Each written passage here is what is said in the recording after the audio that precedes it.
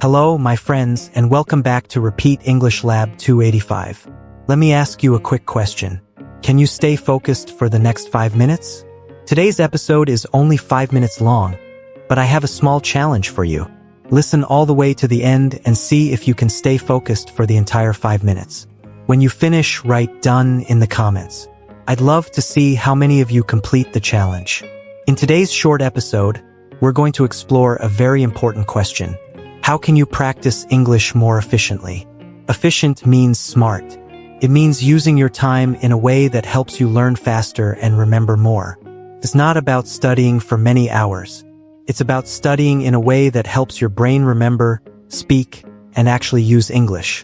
Many learners practice regularly, but they often repeat the same activities again and again. They watch videos.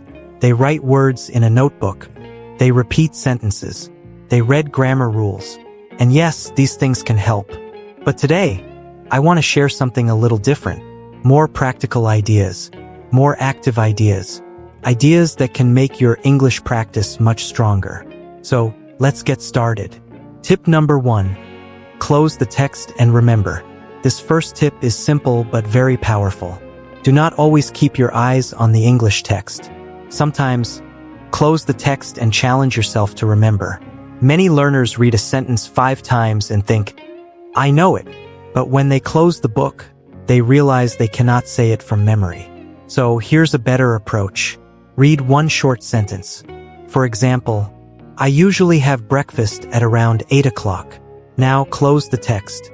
If you're watching a video with subtitles, look away from the screen. Then try to say the sentence again from memory. Maybe you say, "I usually have breakfast at 8 o'clock. Great. Now open the text and check your answer. If you're watching a video, look back at the screen and compare. Then, close it again and say the sentence one more time. This small exercise forces your brain to work, and that's exactly what helps learning stick. This is much better than simply reading because your brain has to do some work. Your brain has to pull the English out from memory. And every time you do that, you make those words and phrases stronger. You can practice this with useful expressions, short conversations, or even small paragraphs. So remember the process. Read, close, remember, check, and say it again. It is a very small habit, but it can make a big difference in your English practice. Tip number 2. Practice for a short time, then come back later.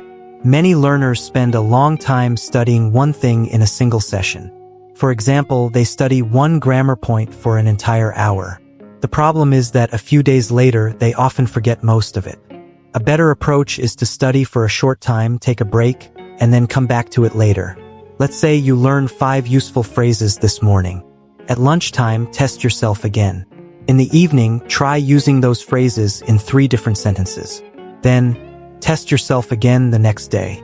This is far more effective than studying the same phrases for 1 long hour and never reviewing them again. Your brain needs repetition. It needs reminders. It needs opportunities to meet the same English again and again. So, instead of asking yourself, "How long did I study?" ask yourself, "Did I come back to it later?" That is the real question. English becomes easier to remember when you revisit it over time. Not all at once. A little today, a little later, and a little tomorrow. That is smart practice. Now let's move on to the final tip. Tip number 3. Practice tiny listening tests. Many learners think they need to listen for a long time to improve, but that's not always true. Sometimes just 1 minute is enough. Play a short section of audio, then stop. Write down what you heard. After that, compare your answers with the script.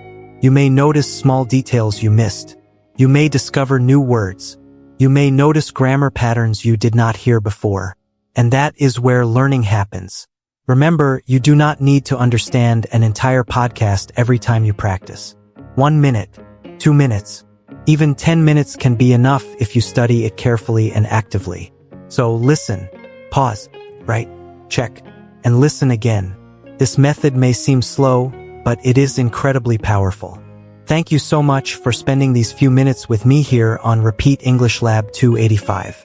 I hope today's tips help you practice English in a smarter and more effective way. Keep practicing, keep improving, and remember, success in English is not about doing more and more. It is about doing the right things at the right time in the right way. Thanks for listening, and I'll see you in the next episode.